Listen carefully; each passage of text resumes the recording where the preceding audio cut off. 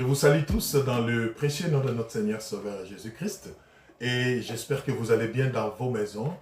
Béni soit le Seigneur qui nous accorde ces temps afin de partager sa parole. Nous voulons parler d'un terme un peu particulier. Particulier pourquoi? Parce que, voilà, peu aborder et si pas éviter les justesses.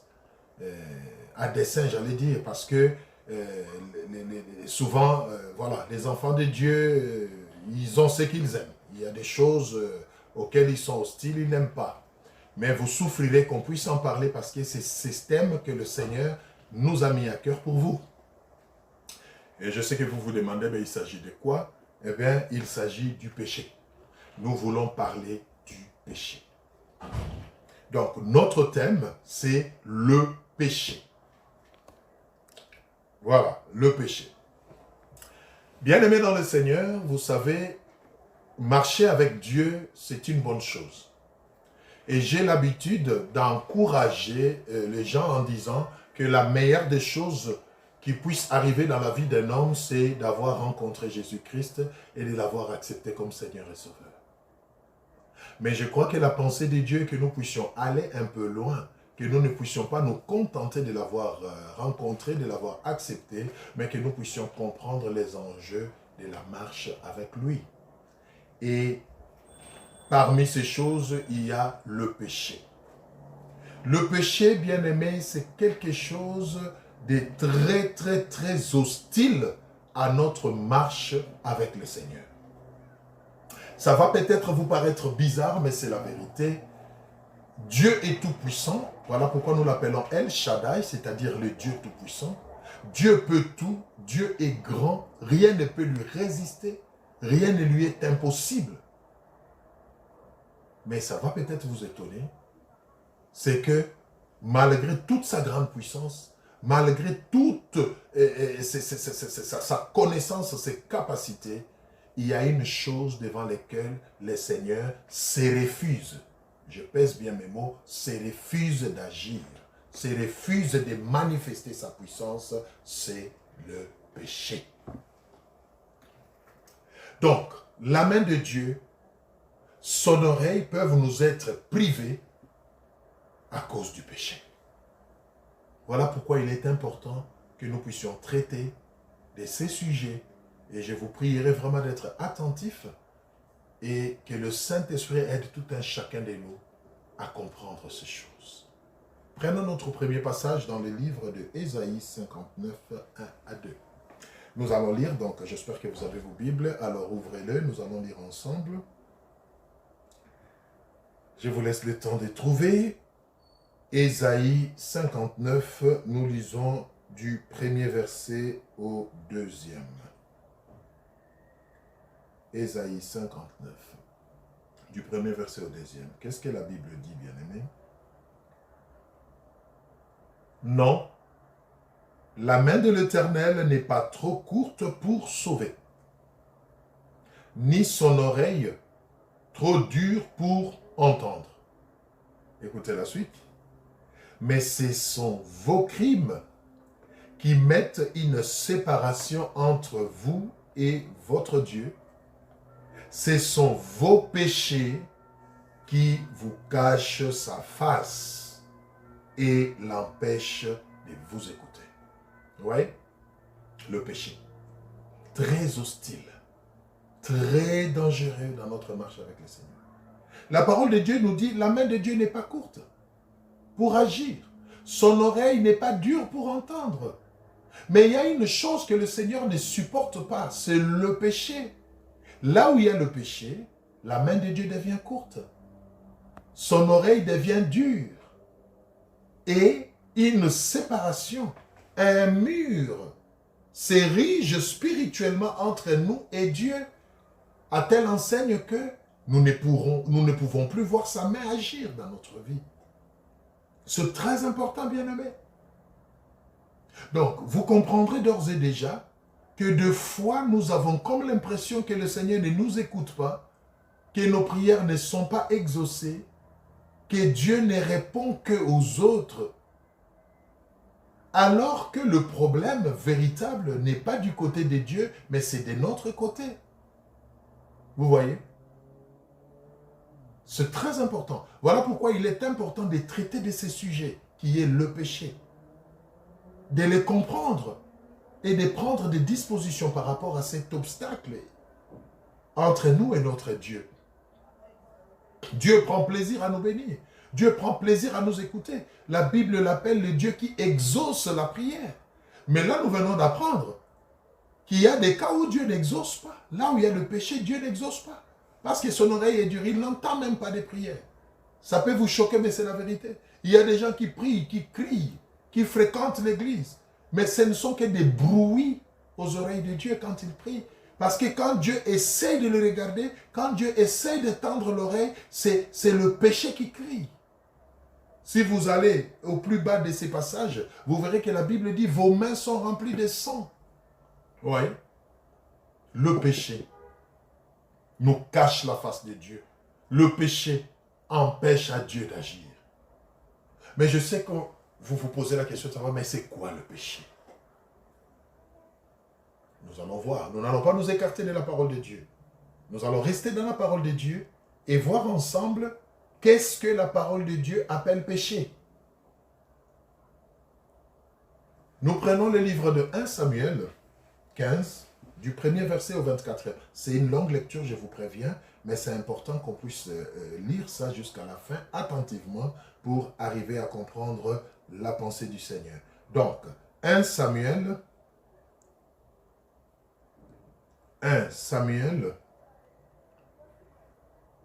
le verset 15, nous lisons du premier verset au 24e. Et nous allons découvrir ensemble une première définition du péché dans la Bible. La Bible dit ceci, nous lisons.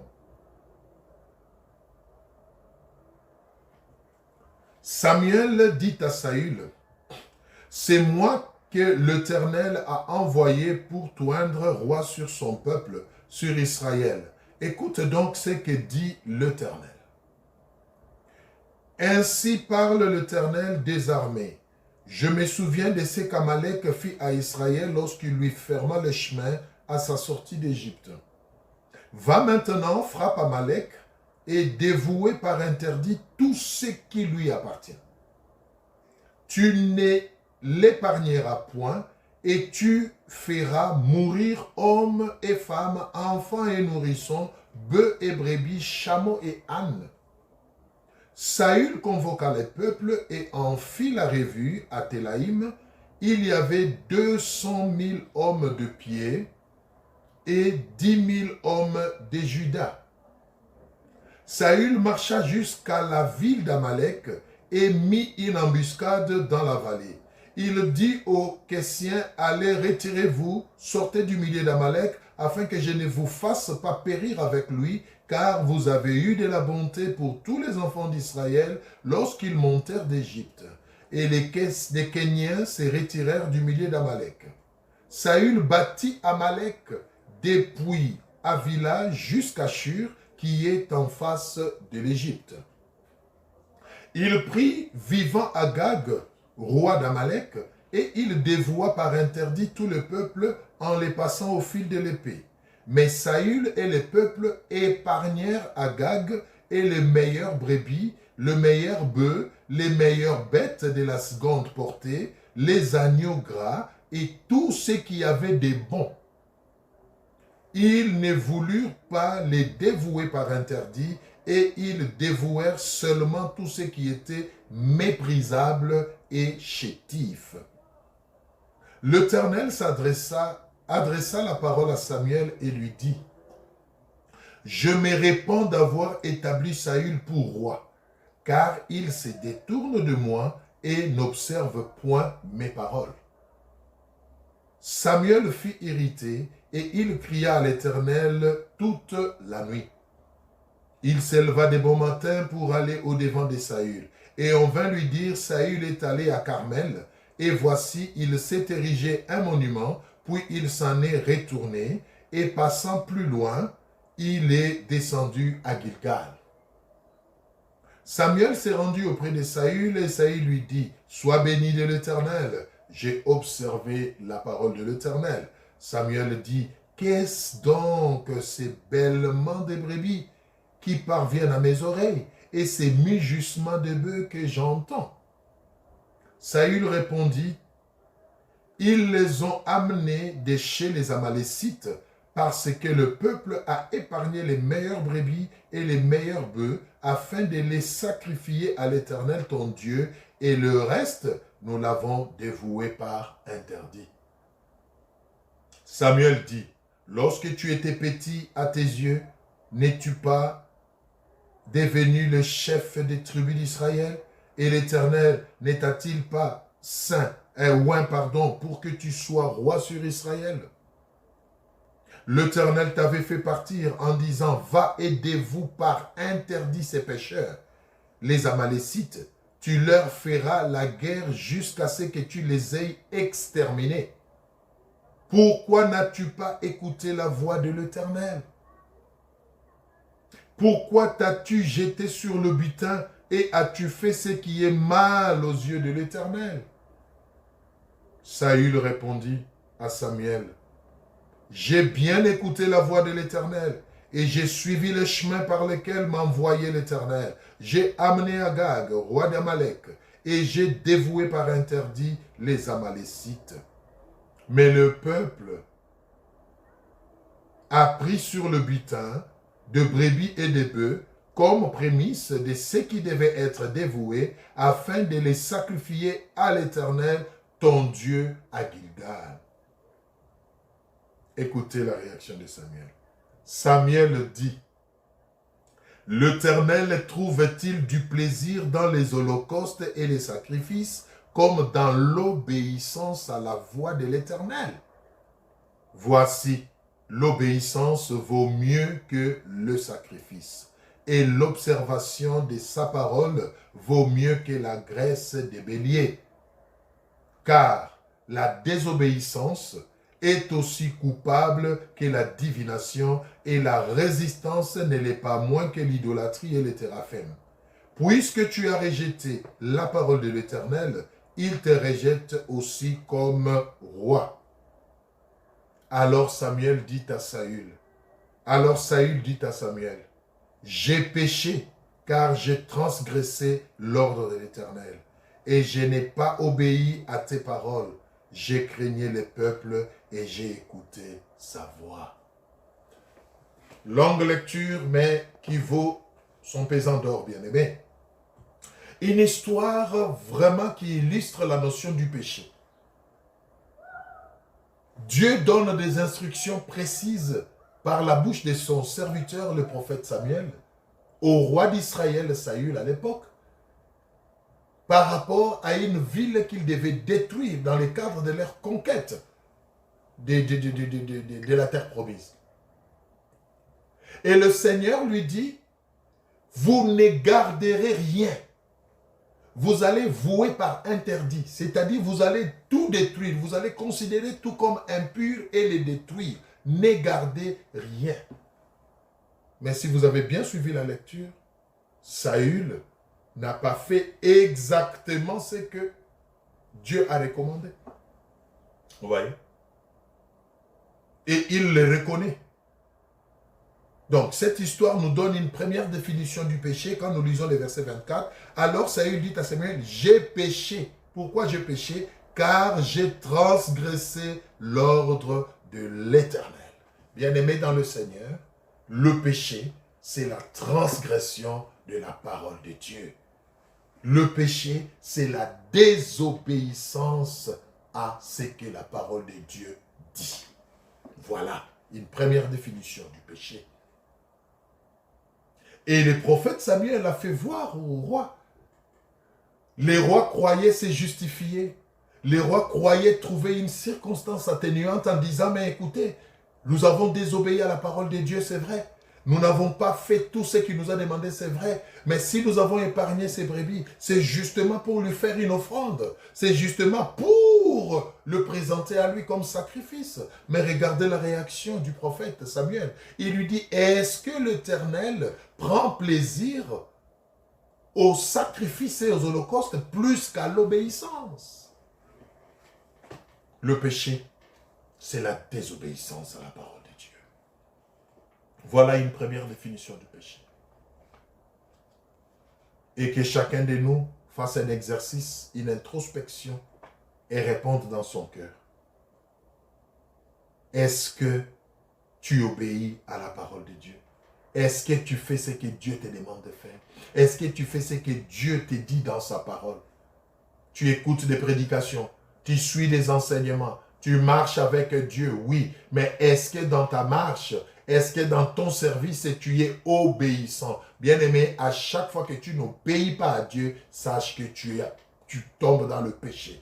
Et à chaque fois que tu tombes dans le péché, sache que la main de Dieu devient courte pour agir dans ta vie et son oreille dure pour entendre tes prières. Très important, bien-aimé. Que chacun réponde dans son cœur. Nous allons voir une deuxième définition du péché. Et là, nous allons dans le livre de Jacques. Jacques 4, nous lisons le verset 17. Donc, nous retenons tous que le péché, c'est la désobéissance à la parole de Dieu, c'est la transgression aux ordres de Dieu. Deuxième définition du péché, nous le prenons dans le livre de Jacques 4, le verset 17. Jacques 4, le verset 17. Alors, la Bible dit ceci. Vous avez trouvé, nous allons lire Jacques 4, verset 17. Que Dieu soit loué. Celui donc qui sait faire ce qui est bien et qui ne le fait pas commet un péché. Amen. Celui donc qui sait faire ce qui est bien et qui ne le fait pas commet un péché. Voilà une deuxième définition du péché. À chaque fois que tu ne fais pas ce qui est bien, sache que tu tombes dans le péché. Et c'est une suite logique. Et à chaque fois que tu tombes dans le péché, sache que la main de Dieu devient courte pour agir dans ta vie et son oreille dure pour t'entendre. C'est un schéma. C'est très important, bien-aimé. Voilà pourquoi nous avons tout intérêt d'obéir à Dieu. Nous avons tout intérêt à faire du bien autour de nous, partout par où nous passons. Faire le bien, c'est une notion vraiment complexe. La parole de Dieu ne nous cite pas, ne nous donne pas une liste de ce qui est bien, de manière exhaustive, non.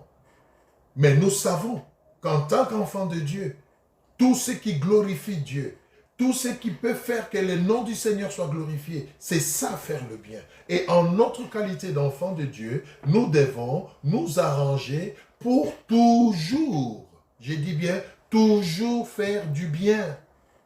Cela nous empêchera de tomber dans le péché.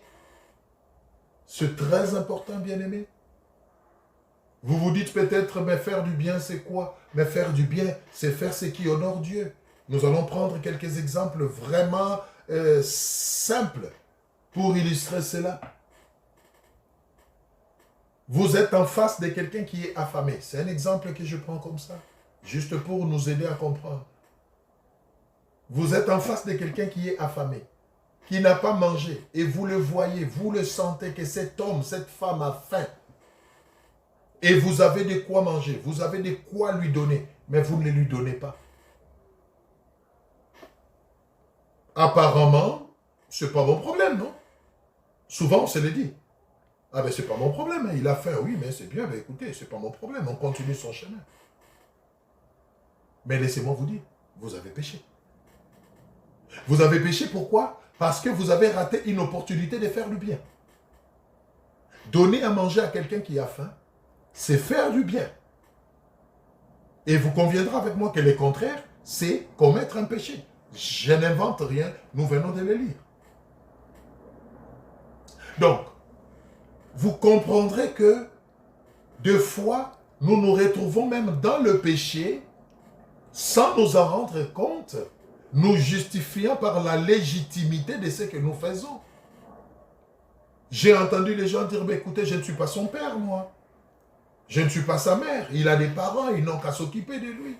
Oui, c'est légitime, c'est normal. Tu ne mens pas, c'est vrai. Tu n'es pas son père, tu n'es pas sa mère, tu n'es pas obligé de les nourrir, tu n'es pas obligé de lui payer les frais scolaires, par exemple. Mais la parole de Dieu en qui tu as cru te dit, à chaque fois que tu ne fais pas du bien, tu pèches. Si ses parents ne lui ont pas payé les frais scolaires, Dieu les jugera. Mais si toi tu es en mesure de le faire, fais-le.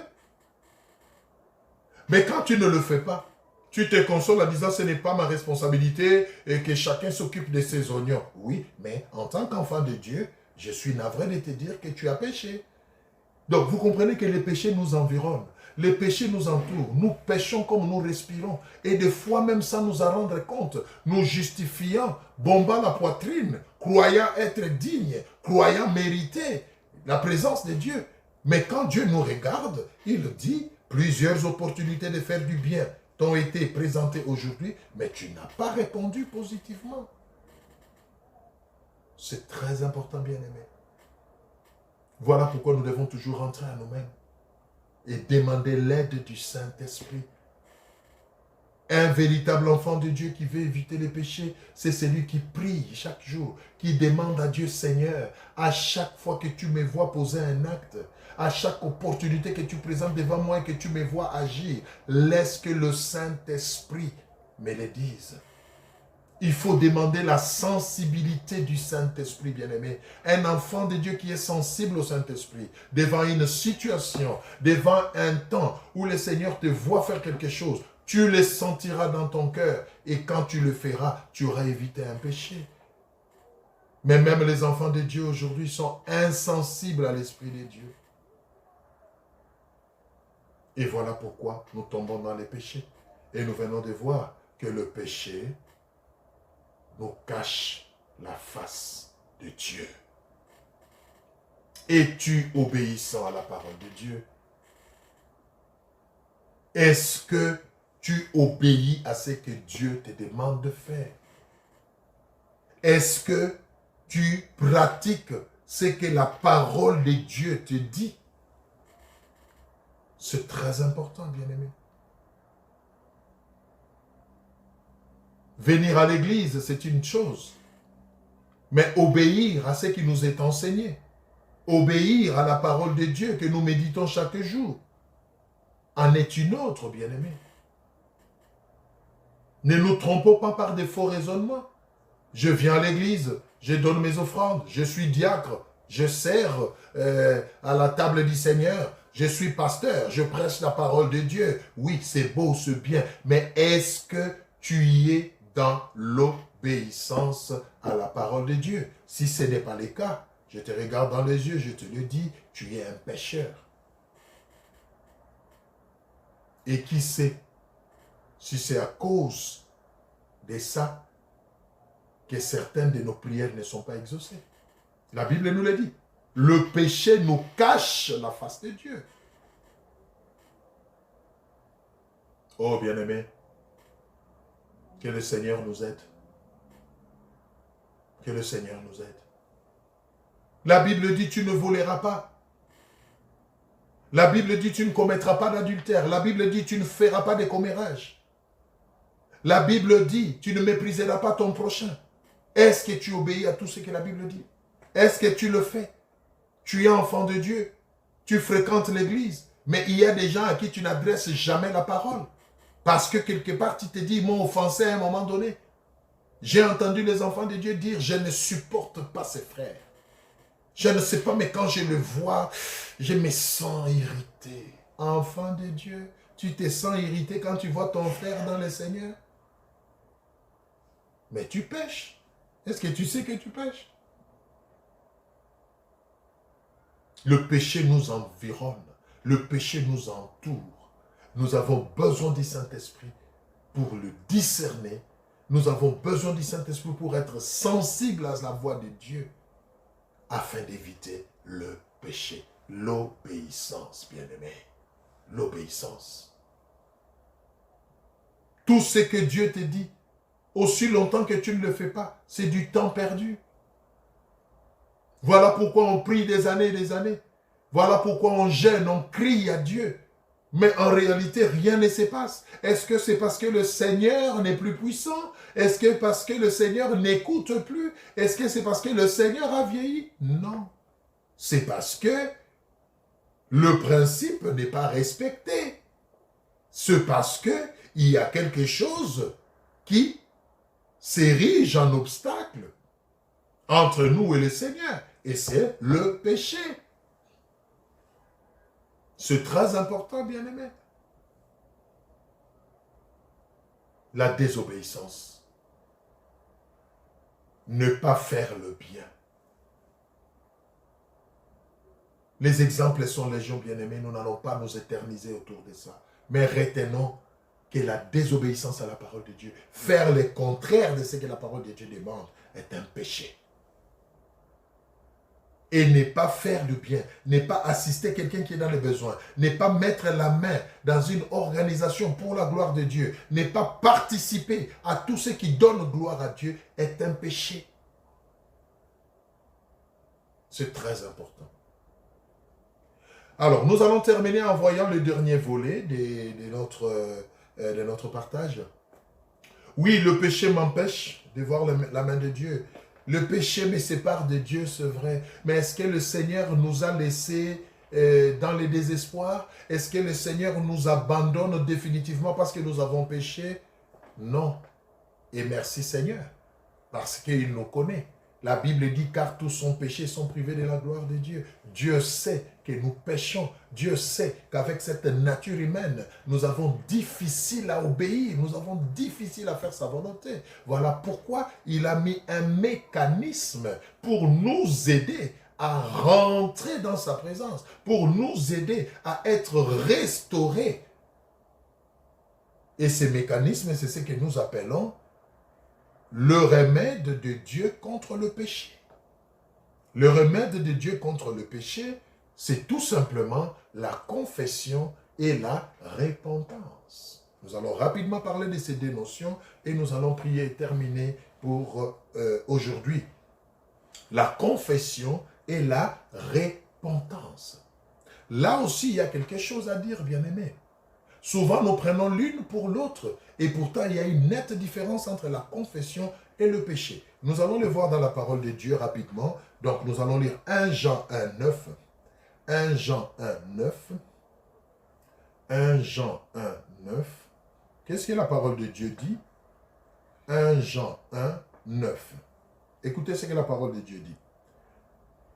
Donc, toi qui te sens déjà culpabilisé, toi qui te sens déjà choqué, sache que le Seigneur ne nous choque pas sans nous donner une voie de sortie. 1 Jean 1, 9, la Bible dit ceci. Si nous confessons nos péchés, il est fidèle et juste pour nous pardonner et pour nous purifier de toute iniquité. Oui. Si nous confessons nos péchés, il est juste et fidèle pour nous pardonner et nous purifier de toute iniquité. Voilà une voie de sortie. Voilà un remède contre le péché. La confession.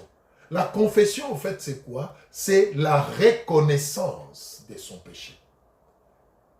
La confession, c'est s'humilier, reconnaître qu'on a péché, reconnaître qu'on n'a pas obéi, reconnaître qu'on n'a pas fait le bien et demander pardon à Dieu. C'est ça la confession.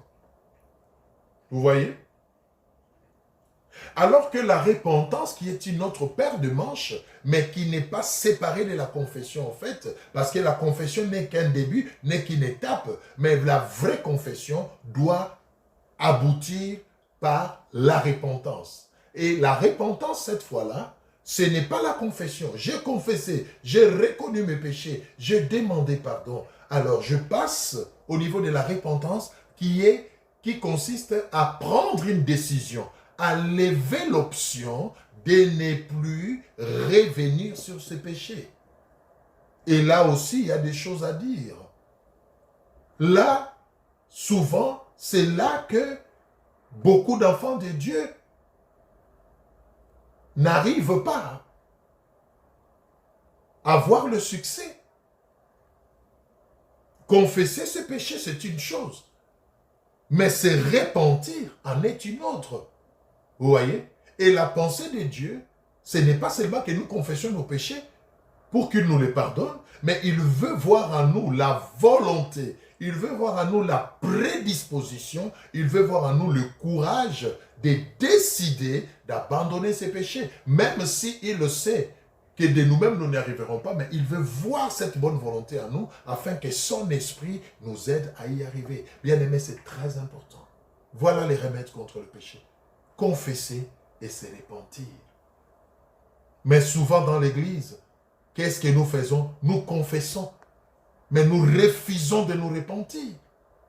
Parce que quelque part, il y a des péchés auxquels nous sommes habitués. Il y a des péchés chéris que nous cachons. Il y a des péchés que nous estimons que les hommes ne connaissent pas. Donc ça, nous pouvons les gérer en secret. Mais nous oublions que rien n'est caché devant le Seigneur. Dieu le voit. Tu ne peux pas confesser 9 péchés et cacher un seul et te consoler, te dire, bon, sur 10, j'ai quand même confessé 9. Donc voilà, si je garde un seul. Non, bien aimé. C'est très important. Regardez ce que les psalmistes nous disent, ce que David dit dans les psaumes. Lisons psaume 32, 1 à 5. Nous allons comprendre quelque chose. Non, le péché est très nuisible, bien-aimé. Il ne faut pas l'entretenir, il ne faut pas les garder. Il faut s'en débarrasser. Aussitôt qu'il vient, il faut s'en débarrasser. Prenons le psaume 32, 1 à 5. Psaume 32, 1 à 5. La Bible dit ceci.